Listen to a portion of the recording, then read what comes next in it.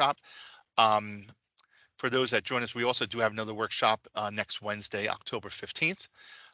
As you can see, my colleague Bill Sarbuck is starting recording of the session.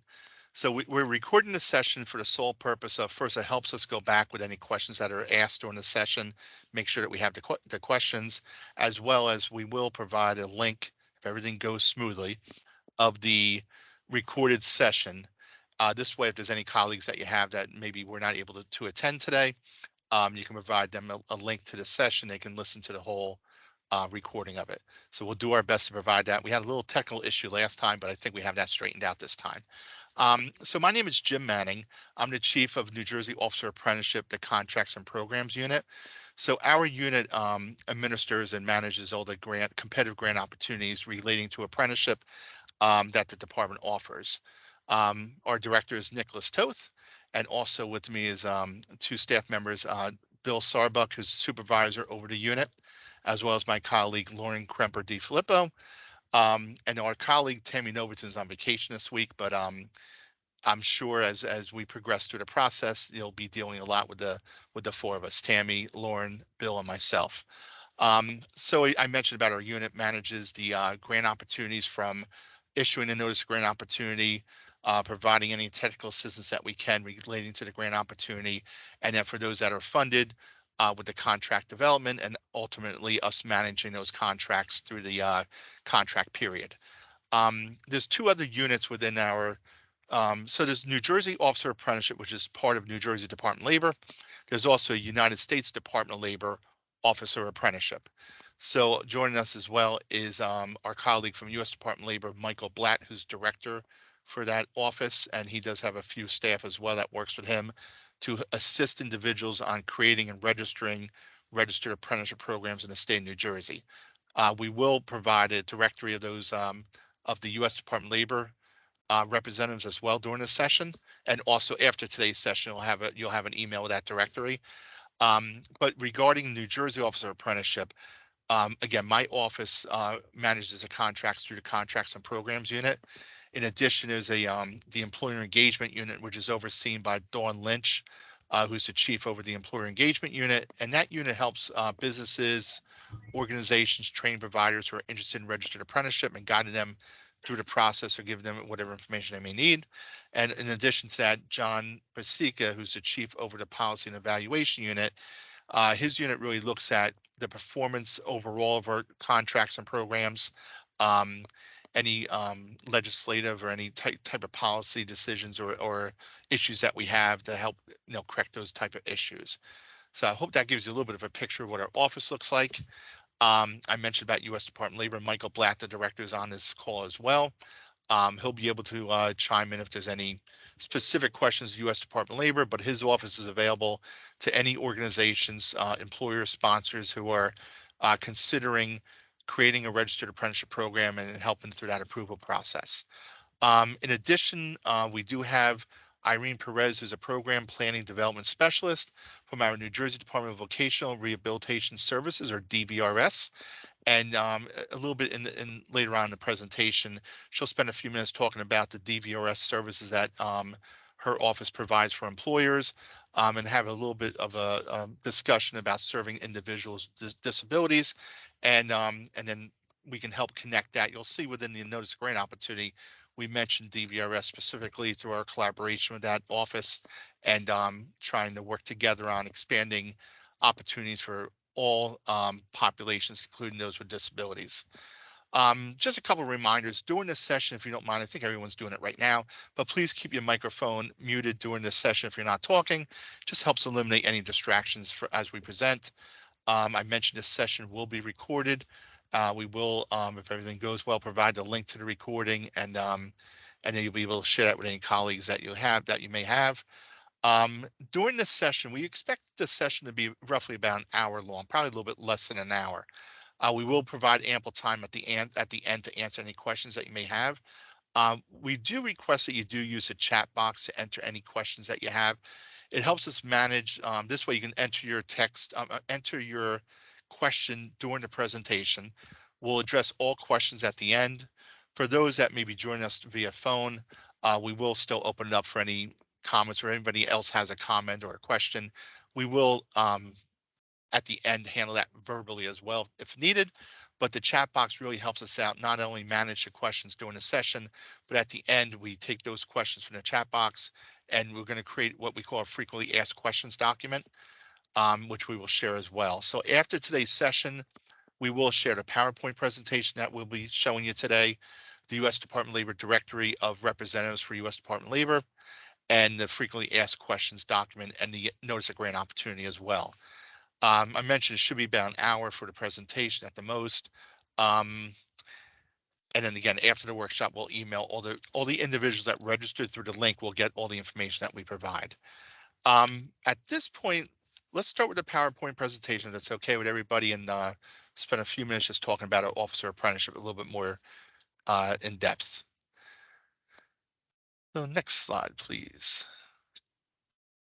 So we mentioned that the officer apprenticeship in the state of New Jersey within New Jersey Department of Labor was announced in March of 2018. And that created our officer apprenticeship, as well as creating what we call the New Jersey Apprenticeship Network. So New Jersey Apprenticeship Network is really, as you know, it's just not New Jersey Department of Labor. It's just not U.S. Department of Labor. There's a lot of partners and a lot of organizations that really make up the world of apprenticeship in New Jersey.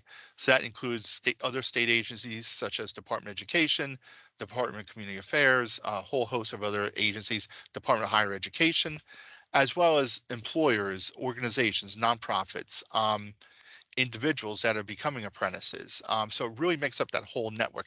By the organizations that are on this call today, right? Really just builds the organization, builds the apprenticeship network with more partners and more organizations kind of spread the word about registered apprenticeship and help individuals succeed in New Jersey. So next slide, please. So when we're building the New Jersey Apprenticeship Network and building out our New Jersey Officer Apprenticeship, we have a few missions or goals that we have, right? So the Officer Apprenticeship works closely with U.S. Department of Labor. And as I mentioned, U.S. Department of Labor is the key partner, and really we're their partner as well, even both ways. U.S. Department of Labor is the registering agency that registers apprenticeship programs in the state. So we work very closely with U.S. Department of Labor, and our officer apprenticeship helps serve as the one-stop shop for employers, nonprofit organizations, secondary, post-secondary institutions that are interested in developing apprenticeship opportunities. When we have individuals kind of flow through our employer engagement unit, then we very preliminarily help them out with some information and then transfer them over to U.S. Department of Labor for the proper process of registering our program. Also, our office supports new and expands upon existing pre-apprenticeship and U.S. Department of Labor apprenticeship programs in the state. Thus, that's why 5 years ago, that's when we created the Gains program, our pre-apprenticeship program called PACE. We have our Youth Transitions to Work program, our NJ Place program. So we're continuing to build our programs and build our assistance that we can provide to organizations. Our mission also establishes pre-apprenticeship and apprenticeship programs in non-traditional high-growth sectors or occupations, better align secondary, post-secondary adult education, occupation training to meet labor demands unique to New Jersey, and also develop career pathways that lead to economically sustainable wages. Assist and help apprentices earn college credits, access robust career counseling, and increase diversity and inclusion in apprenticeship programs, which obviously gains, that's the main goal, is really to include and increase diversity, as well as being diverse in the occupations that we serve as well. And then lastly, remove economic barriers to training and upskilling through targeted investments. So we try to target, we've been very fortunate under this administration, under Governor Murphy and our Commissioner of Labor, with the amount of funding that we've had over the years. We've probably issued it was not a little bit more than $30 million in grant opportunities in the last, this is actually our 5th year this time. So we've had a lot of funding that's helped us really improve our investments in the state of New Jersey. Next slide, please. So what is registered apprenticeship? So the formal definition is a registered apprenticeship program means that the program is registered and approved by U.S. Department of Labor, and provides classroom and on-the-job training in an occupation recognized as an apprenticeable trade and meets the program standards of enrollment and graduation under 29 CFR S 29.6. So as I mentioned a few times, so registered apprentice is really a formalized training that's approved by U.S. Department of Labor with standards about how many hours of training in the classroom, which usually it's at least a minimum of 144 hours a year for classroom training, and what we call related technical instruction, and then also the on-the-job training that occurs. So it is full-time employment, it is a full-time job, and you're learning specifically to industry standards that are established by input from industry to U.S. Department of Labor. Next slide, please. So the components of registered apprenticeship, obviously you have to have an employer or industry involvement in that. So with all occupations within that are what we call apprenticeable, there is industry involvement to create that registered apprenticeship program. Obviously the employer is key in making sure that the training aligns with the employer needs. We have related technical instruction, or as I mentioned, classroom learning. There's on-the-job learning as well. So each hour the apprentice is actually doing the job, there is a mentor that is assisting that apprentice through that process. Obviously, you have to have an apprentice. And then lastly, progressive wage structure for skill gains. And while there's not a formalized amount of how much the wage increase needs to be, wages do need to increase because the thinking behind that is as individual skills increase as they're progressing through the registered apprenticeship program, they're more valuable to a company as their skills increase. So obviously they should have wage increases as well. So whether that's every 6 months or every year or more often, it's really up to the employer. But that progressive wage structure is part of that registered apprenticeship documentation and the program as well as it's approved. Next slide, please. So some of the benefits, right? Obviously, there's benefits to the employers, but as well as benefits to the apprentices themselves.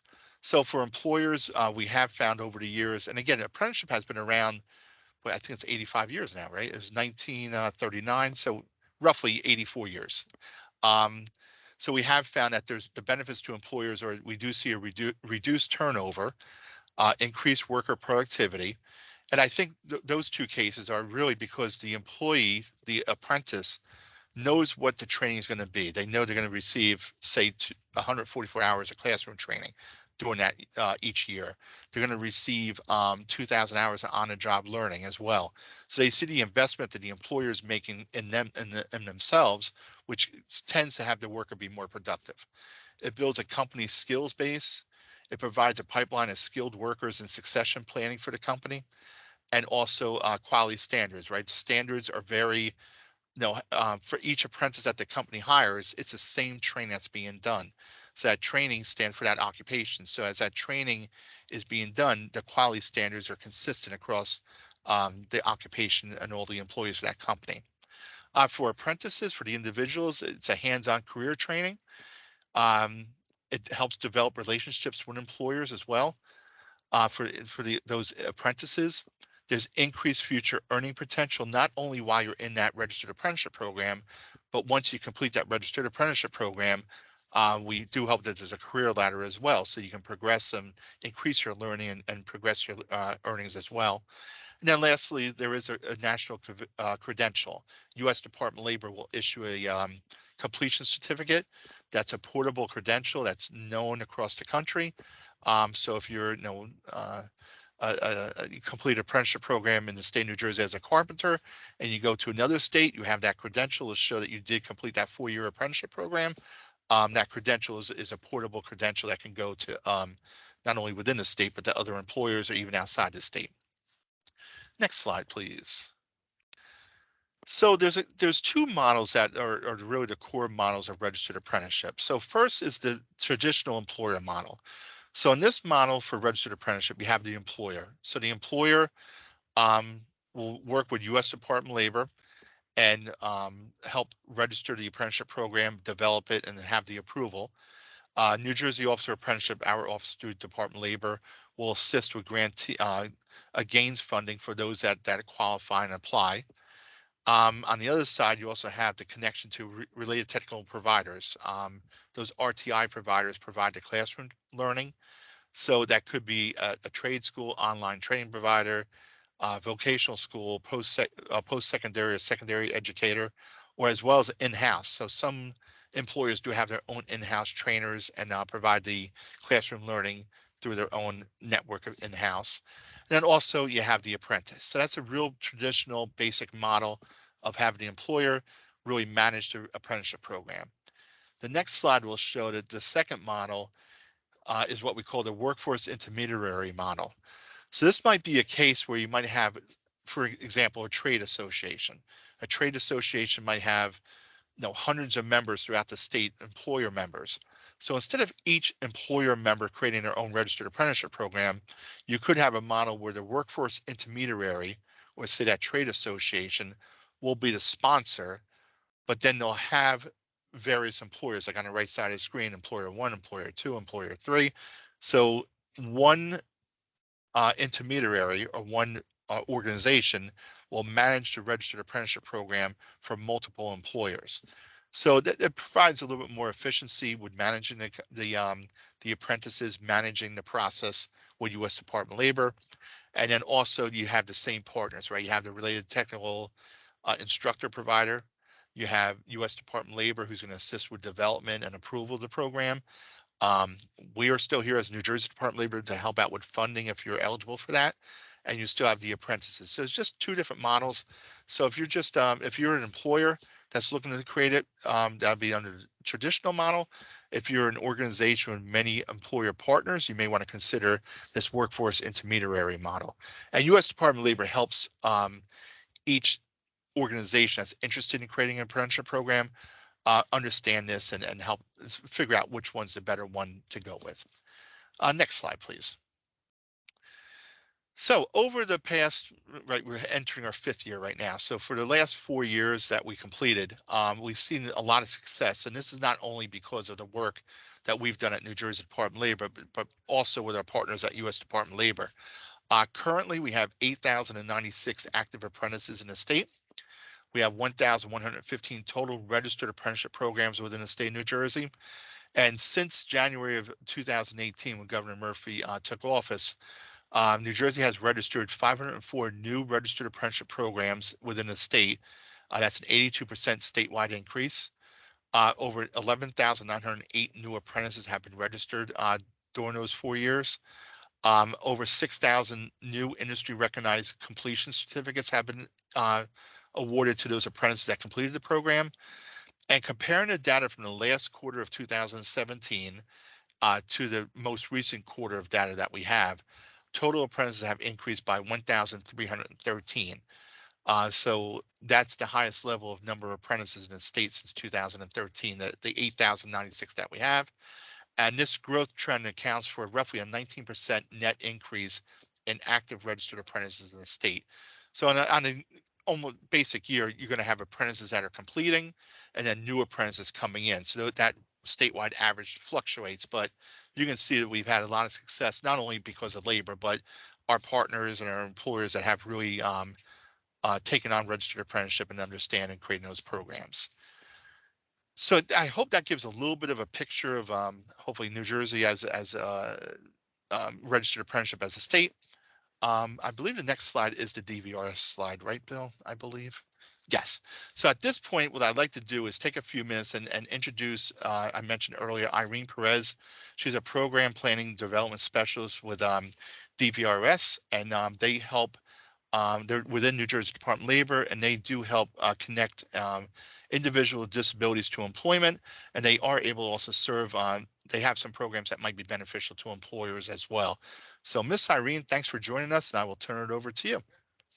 Thank you. Thank you so much. Can everyone hear me? All right. Thank you for that wonderful introduction.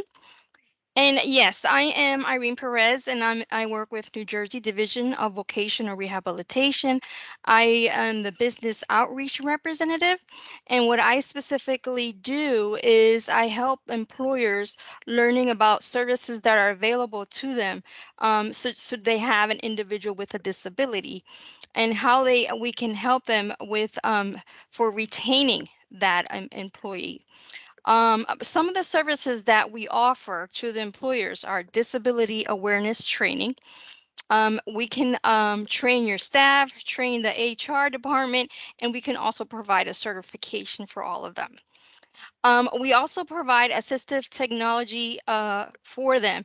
Let's say they need a hearing aid, or they need a service that would help them, a computer device, a software that can help them improve their function in the workplace. DVR can definitely provide that, do an analysis to determine what assistive devices would be available for them to help them, and we can actually provide that for them. We can also talk to the employer about ADA considerations and accommodations in the workplace that is available, tailored to that individual's disability. Um, we also provide education to them in reference to federal bonding. We also provide information on tax incentives for hiring individuals that are disabled and other entities.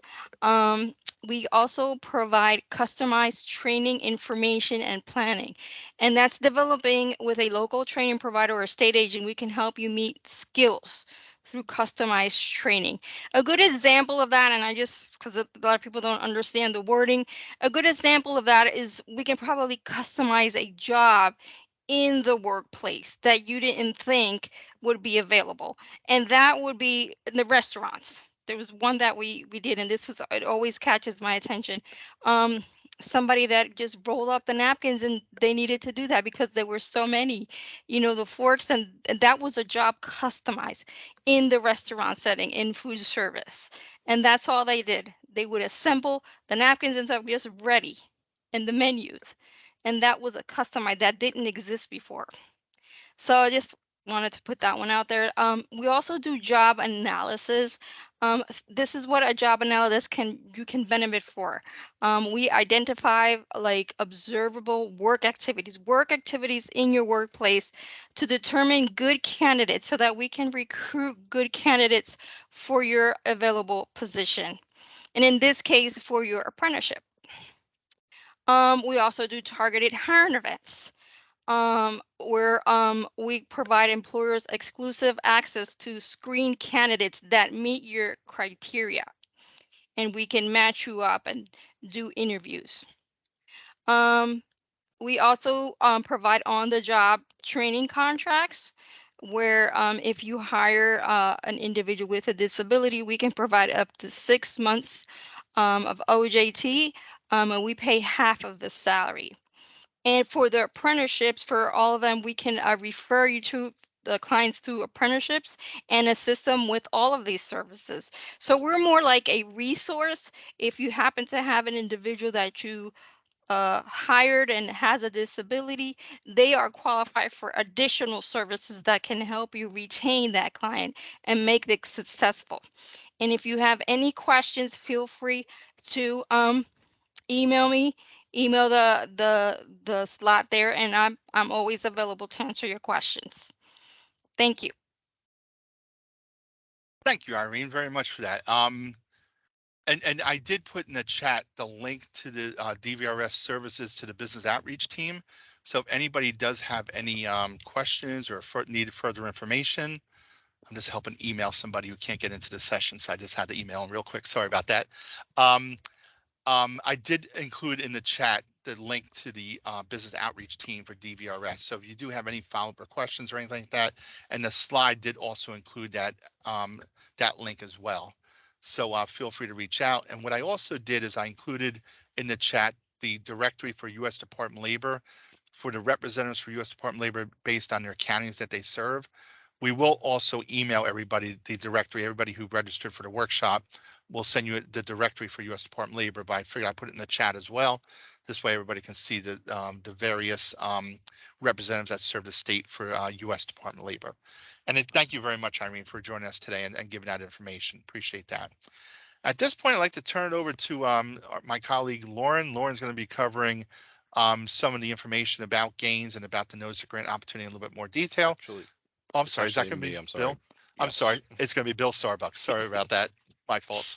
No, no problem. I just didn't want anybody to think Lauren's voice changed. Good afternoon. My name is Bill Sarbuck, and I'm going to give you a little bit more detail on the GAINS program specifically. So the mission of the GAINS program is to increase statewide capacity for registered apprenticeship opportunities by offsetting training and education costs for businesses in high growth industry clusters. One way that we do that is to provide these grant funds so that grantees have a way of offsetting the cost for related technical instruction costs and on-the-job wage reimbursement costs. This is where the concentration is expected to be made by anybody who applies for a grant for GAINS. We do want to ensure that the majority of the funding that is being utilized is used for related technical instruction costs and on-the-job training costs, because ultimately that's what allows for the apprentice to be put through their training programs and work towards completion. The GAIN program promotes increased diversity and inclusion in apprenticeship programs by encouraging recruitment from specific populations. On this slide, you'll see a list of some of those populations. Some of them would be what we would consider our harder to place populations. And in those cases in which you were going to serve some of those populations, your application could be looked at a little bit more favorably if you were serving those. The NGO would be more specific on exactly what kinds of populations that would include. So the GAINS program was designed to establish new and expand on existing registered apprenticeship programs in high growth sectors such as the ones listed here. This year, for the first round of FY 2023, the department is expecting to provide $3.5 million for grantees that apply. So for program development and incentives, we have the on-the-job training wage support, which could be up to 50% wage reimbursement, and the wage would have to be at a minimum of $16 per hour. You cannot exceed 40 hours a week. So if overtime was worked during that week, we would not cover, OJT would not cover those overtime hours. It would be for a maximum of 40 hours. And for a 52-week period. A maximum OJT reimbursement is $12,000 per apprentice. So if you were to apply for a grant and wanted to use all of your funds for OJT, you actually could. Under related technical instruction support, it's reimbursable only once the apprentice has been registered with USDOL. As Jim was speaking earlier, registered apprentice requires, in order to be considered a registered apprentice, it is required that you're registered with the United States Department of Labor. That wage, as we said before, has to be at a minimum of $16 per hour at the date of hire. So if they were making less than $16 per hour, even if they were registered with USDOL at this point, they would not be considered eligible to be GAINS participants. So for the development and sustainability of registered apprenticeship, we expect you to focus on expanding on the registered apprenticeships that exist in the non-traditional occupation areas or sectors that you saw on the previous slide. Programs must be from USDOL approved list of apprenticeable occupations. The first class of apprentices is expected to be registered with USDOL within the first 6 months of the contract period, and our contract period is anticipated to be for an 18-month period. NJDOL funding is seed money, so that means that ultimately we expect you to have a sustainability plan to show us exactly how it is that you're going to continue with your registered apprenticeship program if funding from the New Jersey Department of Labor cease to exist in the future. And the maximum allowable cost per head for GAINS this fiscal year is going to be $12,000 per head. That has actually gone up from $9,500 in previous years.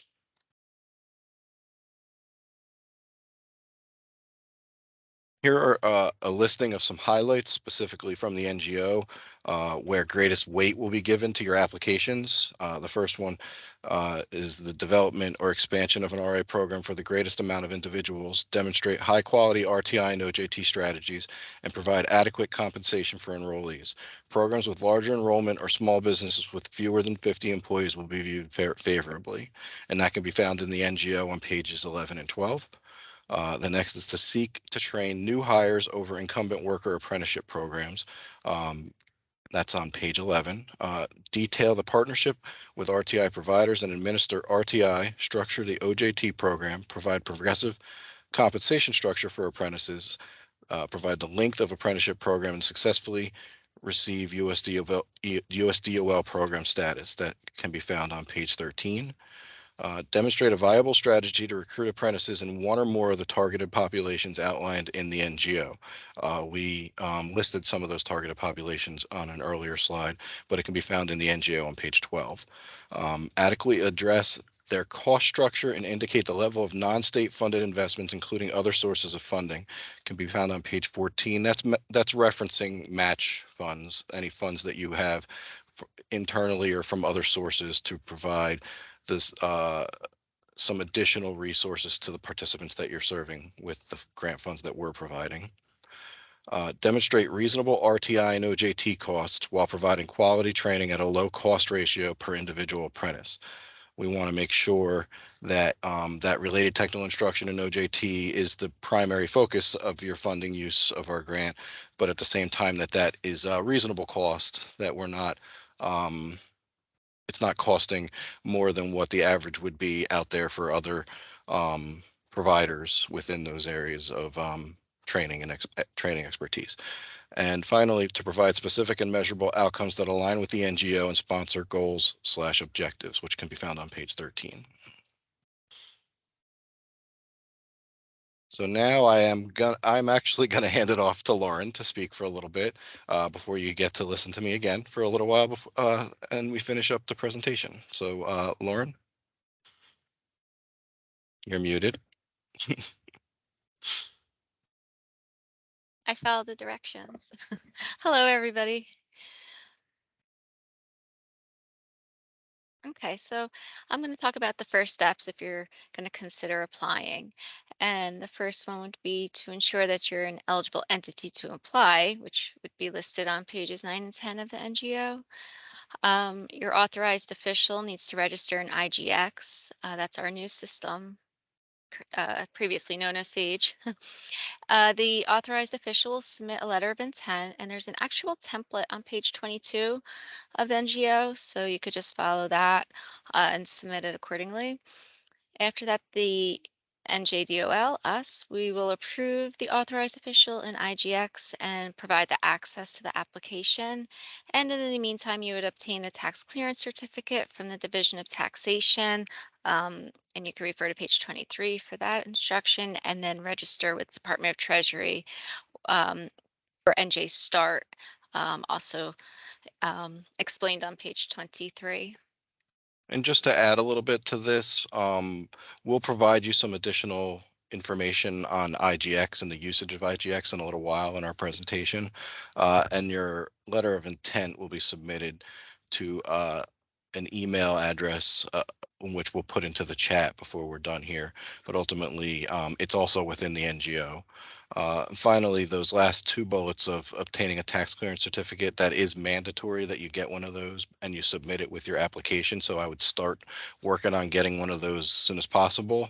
And then also registering with NJ Start. If you're not registered with NJ Start, we are not capable of granting funds to you as an agency. So you would want to start that process of getting registered with NJ Start. Sometimes it does take a little bit of time, but ultimately it allows for us to make payments to your organization, which is important if you're going to be a grantee of ours.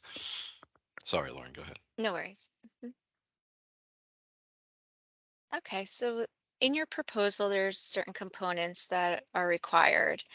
And I'm going to go down the list, and it's applicant information, the counties to serve, previous funding, if applicable, employers and sponsors, your gains deliverables, your program narrative, the executive summary, the implementation plan, program sustainability plan, tax clearance certificate, your budget summary details, and then anything else miscellaneous you want to attach.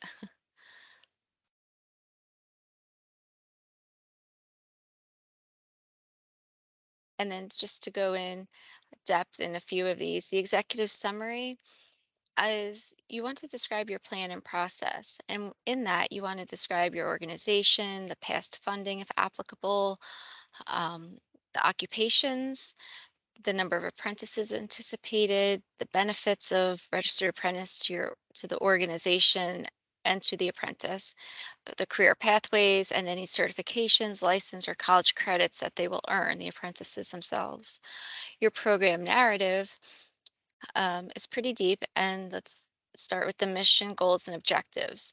So you want to demonstrate how the proposal will align with the NGO, your connection to your local one-stop, if applicable, your targeted population. So you want to indicate the anticipated populations for recruitment, and you must include numerical projections. Your statement of need. So what you want to do is demonstrate the hiring need, and that would include occupations with the job descriptions, and if they're on the U.S. Department of Labor's approved list. Your organization commitment and capacity, that's to describe support and resources and prior experience in successful program implementation. And then your past performance is to provide a description of past performance, including outcome data of the most recent year, and applicants with prior unsatisfactory performance may not be funded, but it's still important to include it in your application. The implementation plan. So you want to describe how the comprehensive program plan will be implemented, and you should include a breakdown of customer flow and the outline of case management services. Your summary of expected outcomes, which would be occupations, expected timeline for approval by the USDOL, the number of expected apprentice hires, anticipated salary information, and any business organizational successes that are expected. And then your outcome timeline, which would describe anticipated program development benchmarks and milestones, target completion of new program registration, and the hire date for the new apprentices. Your sustainability plan is to describe a strategy for long-term success absent of this grant funding. You want to summarize alternative funding sources and or strategies to continue activities beyond the contract performance period. And with all of that, the evaluation criteria, all applications are considered new applications and will be evaluated on the basis of quality, comprehensiveness, completeness, accuracy, and appropriateness to the NGO. And this is a competitive process, and applications are reviewed by a selection committee using a pre-established set of requirements.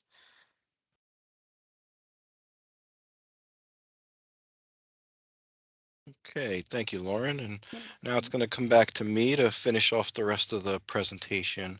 So what I want to do now is to really kind of give you guys a basic understanding of IGX. Some of you may be applicants for previous grants that we've provided in our SAGE database.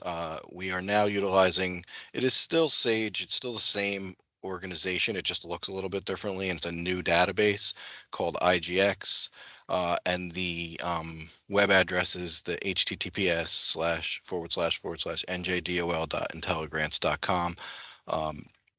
If you're registered in IG16, then when you submit your letter of intent to us, we will check IGX, see if you're listed within there, both your organization and you.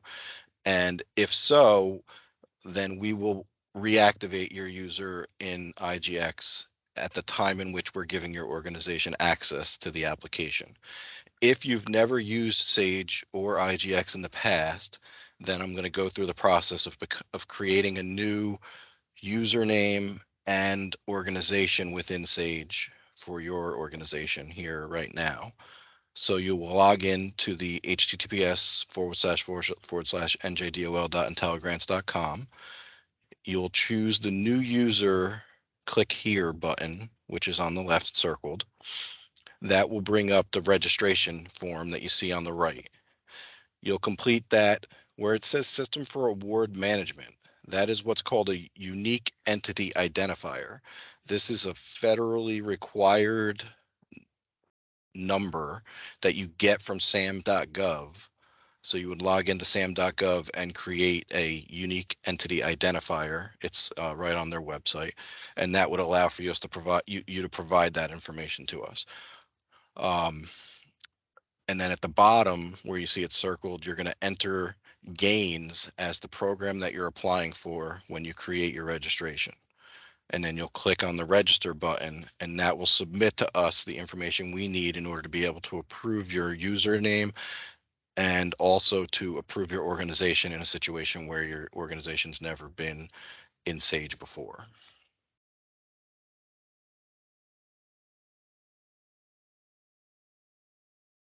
So once your username has been approved, you'll get an email from the Sage system telling you that it has been. You'll then be able to go into the same web address and log in using the username and password that you created when you originally registered for Sage. If you were in the old Sage system, you will use your old username and your old password to log in once we tell you that everything is activated once you submit your letter of intent. I know this is a little bit confusing, but ultimately, if you have any questions when you submit your letter of intent, ask those questions in your email or shoot us an email separate at the email address in which we'll put into the chat, the apprenticeship unit at dol.nj.gov.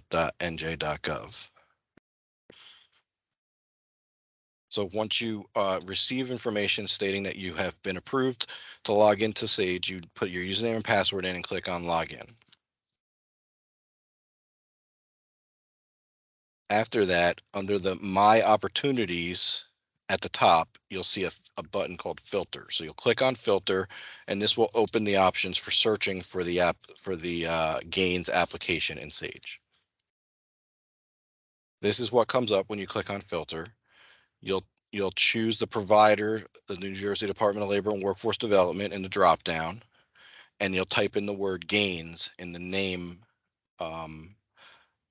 search field next to that, and then you'll click on search. Once you click on search, it'll pull up the Gains application at the bottom under My Opportunities, and you'll click on the highlighted area, the blue highlighted area under that states the Growing Apprenticeship in Non-Traditional Sectors Gains Application 2023 Round 1 opportunity. What this will bring up is a description of our program, the Gains program on the left-hand side, and your organization at the top. It'll ask you to agree that you are interested in applying for this grant. So you'll click agree, and that will then create your application under My Tasks on your dashboard when you log into Sage. So when you first log into Sage, after you've done these steps, you'll see where before you saw the filter under opportunities, right below it, you'll see a My Tasks button. And underneath that will be listed, we'll have your application for Gains once you've opened it and started it. You'll click on that same link, hyperlink under name for your application, and that will pull up your application pages to be completed for applying for the Gains grant. So once you click on your application, it'll bring you to a landing page like this. With that on the left-hand side, you'll see all of the Gains application pages that need to be completed. Each one of these individually will be opened, and you'll complete the information that's required on those pages. There are instructions on those pages as well that could be helpful, and the NGO also provides you with some instructions for each page when you're completing them, if there was any questions while you were doing so. Be sure to pay attention to the fact that once you've completed the page, that you click the save button so that you can ensure that all the information that you've entered gets saved. And you have the ability then to navigate to the next page by either clicking on the page name on the left-hand side, like you see here, or there will be a next button on the bottom of the page. I will warn you that next button does not just move you to the next page. It also saves any changes you've made to that page. So if you went to the page, made a change, and then said, oh, I don't need to make a change, I didn't mean to make that change, and you just click the next button to move to the next page, it will save those changes you made. So if you don't wish to make a change to the page and hit the save button, I would suggest that you just scroll over onto the bar on the left and click on the next page that you'd like to go to work on, rather than hitting the next button. We are working to actually hide the next button because of this issue. We've had some grantees in the past that have had issues with clicking next, thinking that it was just moving to the next page, but it does save the page, and it sometimes causes confusion. Once you've completed all of the application pages, you're going to proceed to the process to submit your application. In order to submit your application, that same list that had your application pages on the left-hand side of your page when you log into Sage, you'll scroll all the way down to the bottom and you'll find a heading that says status options. Underneath status options, you'll see a link to choose for application submitted. You'll select application submitted. That will bring up this box that's just making sure you want to submit your application. Or it will provide you with a data validation, which will list pages that you may need to go back and look at and make edits to. If they had errors on them, you might have to go to them and fix the errors. You may only have to go back to those pages and just click the save button again. The system does have checks and balances built into it. So if you made a change on one page, it could have affected another page. So it will make you go back to that page and just resave the page. That data document validation page will provide you with the information telling you which pages you need to go back to and either make edits to or resave when you go to hit application submitted. If all of the document validation pages clear and there are no errors or edits that are necessary on any of the pages, what'll happen is you'll get this text box saying, are you sure you want to change the status from application in process to application submitted?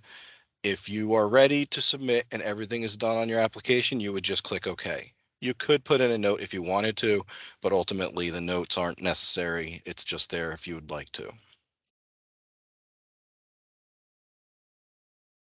Some important dates to take and to keep in mind in the process here after today are October 21st. By noon, October 21st, your letter of intent is due. So make sure you get those submitted. As Lauren stated earlier, there's a template for the letter of intent at the back end of your NGO. I believe it's page 23. You can take a look at that and that'll tell you exactly what information you need to provide to us in the letter of intent, and you'll email it to the apprenticeship unit at dol.nj.gov web address that I'll put into the chat once I'm done. The final important date to keep in mind is at noon on October 28th. That's the due date and time for the application. So anybody who's interested in applying, your application must be completed and submitted by noon October 28th. It's a Friday. Once we get those applications all submitted, we will start the review process, what we call our panel review process. We'll have a panel of individuals who review those applications, score those applications, and make recommendations to our administration on those applications. Based on those recommendations, awards will be either made or we will have determinations provided to you as a grantee within 45 days of the submittal date. Okay, the final page is just some contact information.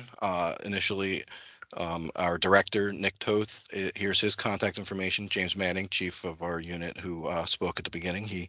His contact information is here. Dawn Lynch, who is the chief of our employer engagement area. So if you needed to ask her any questions, and specifically as an employer in the process of becoming an apprenticeship, making an apprenticeable occupation or becoming an employer for an apprenticeable occupation, you could reach out to her and her unit, and then John Basica, who's our chief over policy and evaluation. Okay, and after that, we will move to questions. There's So There's a Actually, question before, in the, oh, go ahead, Jim. well, actually, I think Lauren's going to do, well, I wanted to let Bill know, I did put into the chat the apprenticeship unit at dol.nj.gov. So that's there, Good, thank you. all set. And there is two questions which I'll let Lauren ask to you, so you can, it's Sage related. So I think it's Sure. good that we address it now. Sure. okay. Ms. Perez asked has access to Sage. So if you, Ms. Perez, if you want to expand on your question or if that was all you wanted to ask. Yeah, as a business outreach, do we have access to Sage? Do You would like, have to check with your unit. So you're within the Department of Labor. DVRS does have applications within Sage, separate from our gains applications.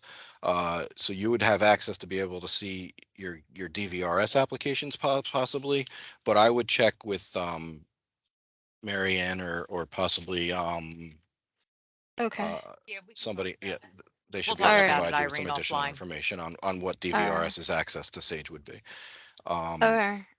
I have also another question on number 12. The one that was done number. It's answered the gains program is designed to establish new or expand existing registered apprenticeships. And I looked over them and I don't see one for arts related. Is So that one is not being considered? it's up to the industry and the employers to create those registered apprenticeships with U.S. Department of Labor. So if I'm sure there are some, because I know we have some with, I know the theatrical stage union has a, has a, I mean, it's construction based, but it's still in the arts realm. And I'm sure there are some other USDOL approved occupations within the arts. They just may not be considered growing industries in New Jersey currently. Yeah, and just to piggyback on that answer that Bill has is that so if there's someone interested in applying for the Gains grant, those industries that we have are the ones that have the biggest I lost my train of thought here. The biggest chance of expanding, right? They have a lot of expansion with those industries. If there's an industry on that list that's not there, an individual and organization can still apply for the grant. So Okay. it doesn't have to be on that list, but the application would have to include information about the industry, how it's expanding apprenticeship. That's how the application would read when you do apply. And I guess my last question is, since we deal a lot with employers and if they're interested in an apprenticeship, what would we help them do the application, or do we just refer to the Office of Apprenticeship? Refer to the officer apprenticeship. That'd be Oh, okay. Dawn Lynch oversees that unit. Actually, if it's okay, I think tomorrow, I think we have a call tomorrow. I can give you a better link to use, and there's an intake form. We can talk offline if that's okay with you. Okay, that's fine. Yeah, That's but for applicants that are applying for gains, we did put into the chat box about the link to our officer apprenticeship unit at dol.nj.gov. That will get you can connect with us. But I mentioned Dawn Lynch is the employer engagement chief, but we can include know what I'll do when we send the information out tomorrow by email of all the workshop information. We'll include the information for employer engagement to the link of the intake form. Okay. Specific to the grant opportunity, there's one other question, Lauren, for Sage, which if you don't mind reading that just for Bill. Okay, Mr. Isaac asks, can you please clarify carrying over an existing user of Sage to IGX? Which version of Sage, blue or green, can be carried over? So we have an old school user of Sage, I can see. So if you're in green, you're in blue as well. Anybody who registered in green, automatically their registration should have pulled over to blue Sage. Some of this is going to be very odd conversation for some of you who aren't used to our Sage conversations of colors, and there's different, we used IG16 in blue Sage, and now we're moving into IGX. It's all very confusing, but ultimately that's the reason why we try and separate them and differentiate them by calling anything in the old Sage Sage and anything in the new database IGX. So if you were registered in either green Sage or blue Sage previous, when you submit your letter of intent, notify us in the email that you were registered in Sage previously and your organization was in Sage previously. We will check IGX to see if your organization has been pulled over into IGX. If it has, then it won't require you to do anything on your end. It'll just be some work on our end in order to get your organization up and running again in IGX. If we don't find your organization in IGX, we'll shoot you a quick email and ask you to go in and register yourself and your organization back into IGX. When you're registering yourself, that is the process for registering your organization. So there are not two separate processes to register yourself and your organization. When you register yourself, you'll provide your organization's FEIN and all that information so that we'll be able to create your organization's access in Sage as well as yours with one registration. And we And ask that the person who registers is what we call your authorized official. Your authorized official would be basically the CEO for your organization, the person who would be signing off on contracts. That person would then be capable of giving anybody else within the organization access to their organizational applications. And before we go into a little deeper the other questions that are being asked, and please use the chat for any questions that you do have, just a couple points I wanted to raise. So it is a competitive grant process. So we have $3.5 million that's available through this round of funding. So the application is going to be scored upon the information and the quality of the applications that are submitted. So that's kind of why we go through this TA workshop. And the slide that Bill reviewed earlier about we had the pay. I'm sorry, I believe it was Bill. We had the page numbers, so it said throughout the NGO you'll see greater consideration will be given for applications that blah blah blah blah blah. So we had that one slide that kind of has those 8 or 10 pages where it really spells out the page number and the information that we for the greater the wording greater weight would be given. So you'll see that throughout the application. So obviously applications that develop or expand opportunities, registered apprenticeship opportunities, if you're hiring new hires, if you detail the partnership between your related technical instructor provider, if you detail a strategy that's detailed about how you're going to recruit apprentices, if you adequately address the cost structure, if you're reasonable with your budget, that's going to give greater weight to an application that is not an industry that's expanding, is not they're going to hire incumbent workers as opposed to new hires, right? So that's why we wanted to highlight that one page, the pages within the NGO, just so you know, the better, the more information you provide and the more you write to the NGO, the more likely your application will be stronger and will have a better shot of being considered for funding. The other thing is, if you're considering applying for this funding, I wouldn't wait till October 21st to submit your letter of intent. I always suggest if someone's considering applying, send your letter of intent, and that doesn't commit you to anything. It just expresses and raises your hand saying we're interested in applying. And then we can give you access to the application. Wait until a week before. No, there's a lot of work that needs to go into your application. So I'd rather you have a lot more time to do that instead of 5 days to do it. So the sooner you give us the letter of intent, the sooner we can work out the Sage and IGX issue, and the sooner we can get you access to the application, start working on it. The other thing as well is register the tax clearance certificate. So that is a required document. So when you submit your application, you need to upload the tax clearance certificate, which is a letter from Department of Treasury that states that your organization does not have any tax liabilities to the state of New Jersey. Just make sure you don't wait to the 11th hour on that. They're very, when you apply online, you can receive that letter, that tax clearance certificate very quickly.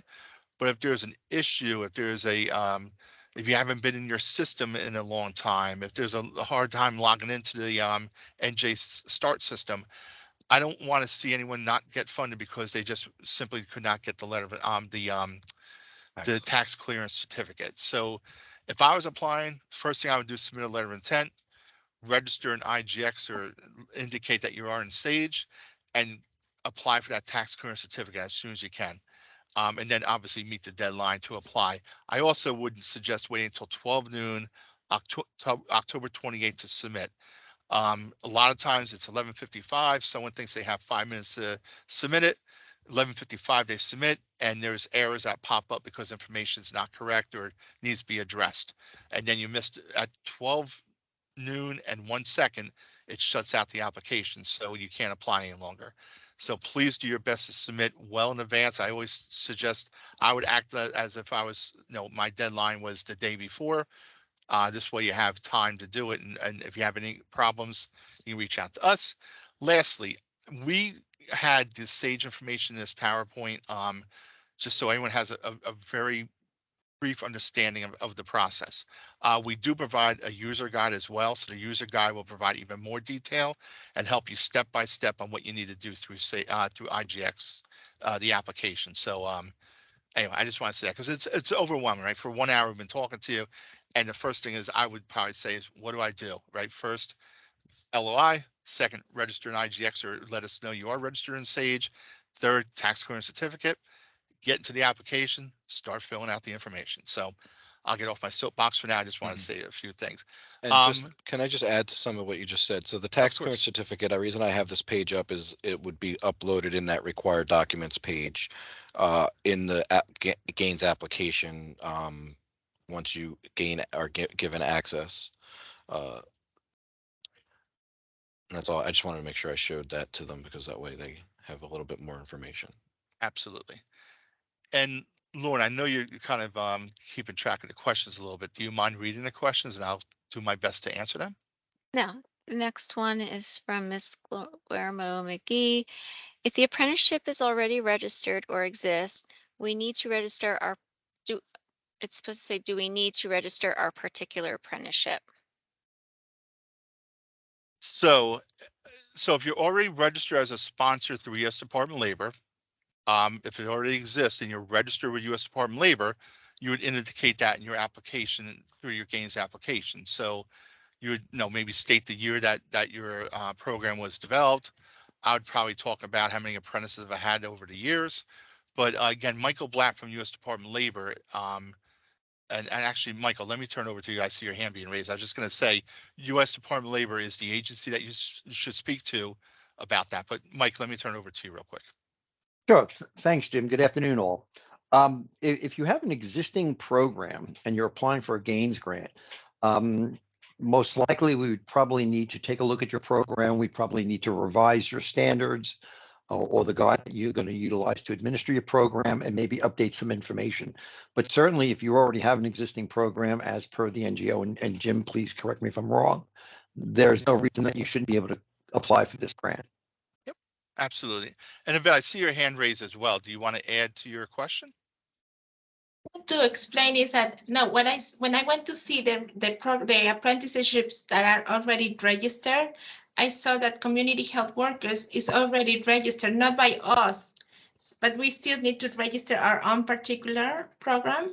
Right. So the occupation is approved by U.S. Department of Labor. There's over 1,000 occupations that are approved by U.S. Department of Labor, but each employer would have to become a sponsor and have the standards and create their registered apprenticeship program to meet the standards of U.S. Department of Labor.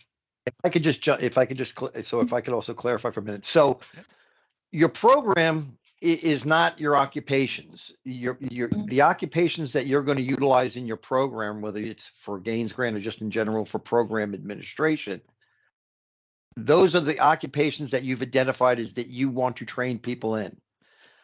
The program is the actual overseeing of the program, the administration of the program. And within that program, there are occupations. As a grantee or as just a regular registered apprenticeship sponsor, you can have as many occupations as you want in your program. When it comes to intermediate, it basically works the same way with your intermediaries. But I do want to make one thing I just want to point out one really important aspect, and that is that if you're thinking of going down that intermediary route, understand that the sole responsibility of administering that program is the responsibility of the sponsor. So the sponsor not only needs to ensure that their individual program is being administered properly, but if you have employers signed on to your program, you need to ensure that they're in full compliance with all U.S. Department of Labor requirements and regulations. So any questions about developing a registered apprenticeship program, questions about the standards, anything, that is U.S. Department of Labor. I would suggest contacting the representative that's within your county where your company is located, and they can help you out with that. Any gains questions would be my team, Bill, Lauren, myself, and our colleague Tammy.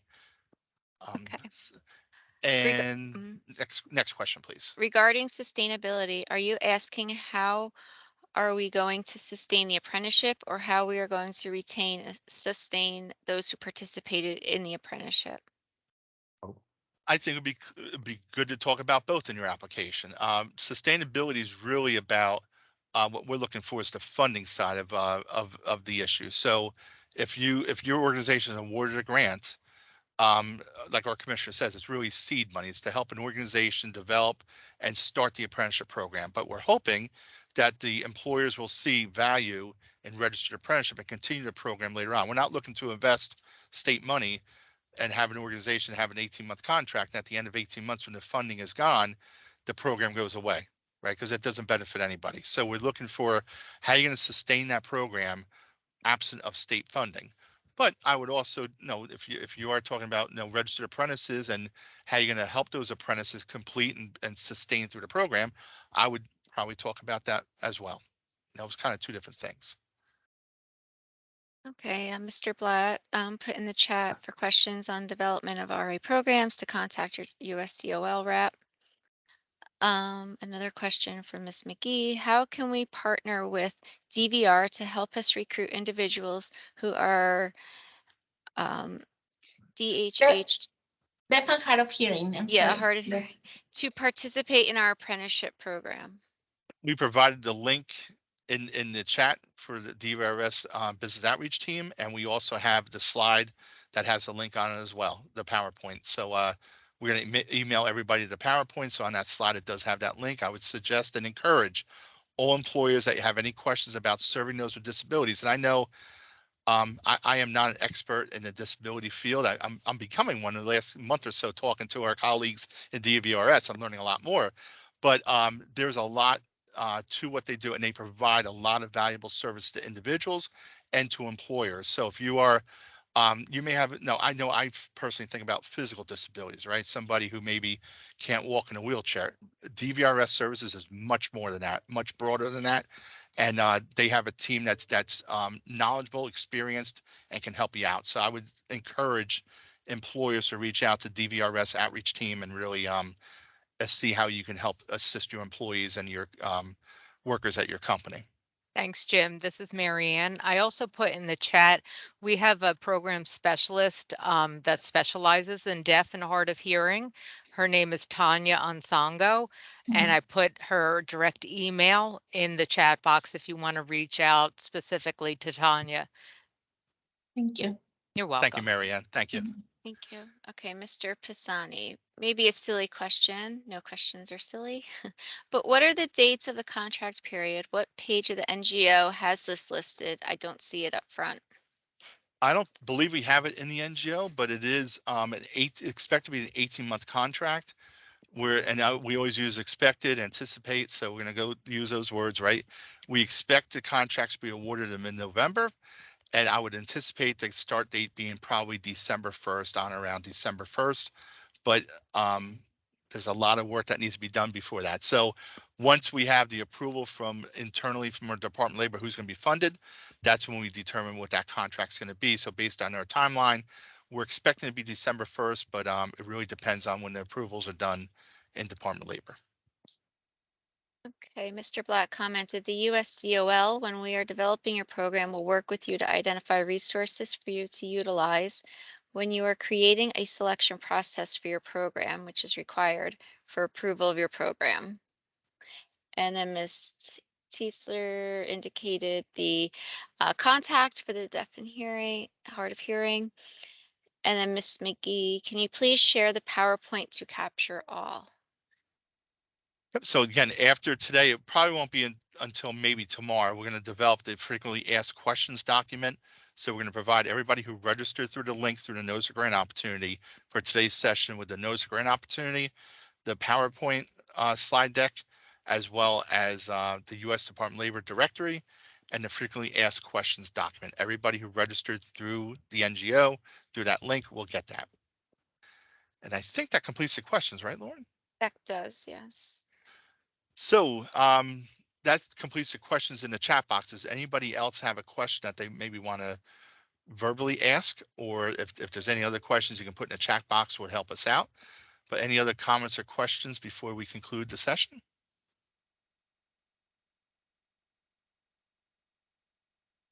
Okay. Not hearing anybody. We Now do or forever hold your peace. exactly. And I want to say thanks to everybody who participate. If you're new to the apprenticeship world, we do encourage you to please work with U.S. Department of Labor if you're interested in creating a registered apprenticeship program, because that is going to be a key component to your application for the Gaines grant. And if you have any questions specifically about gains, as we mentioned, myself, Bill Sarbuck, and Lauren Krember DiFilippo, as well as our colleague who's off today is Tammy Novitin. The four of us, you're going to be seeing our emails and seeing our names through the process. So we hope that we have a lot of good applications coming in. $3.5 million sounds like a lot, but it's not really a whole lot when you're scoring a lot of applications. So we do expect many applications coming in. We have a lot of interest. So we do hope that you do your best and writing the NGO to the notice of grant opportunity, writing your application and making sure you keep in mind all different components of the NGO would be best for you. So thanks for also everybody's have- time. Again, Bill, We also thank have you. another session next week. If for some reason somebody else in your organization wanted to listen in, or if you just felt like you maybe would be helpful to hear it again, that we're doing next week, that you could register through the same Eventbrite that you registered for this one. If you just wanted to go back in and do that, that could be helpful to your organization as well, just to hear things over again one more time. And or if you wanted to share it with colleagues or other agencies that you're aware of that might be interested in grants like this. Thank you for saying that, Bill. And thank you to Bill and Lauren for their assistance through the workshop. And thanks for everybody. And thank you for Irene Perez too, for joining us and helping us out through the process too. So enjoy your day and thank you everybody and for your interest in registered apprenticeship. Have a great day. Thank you. Thank you.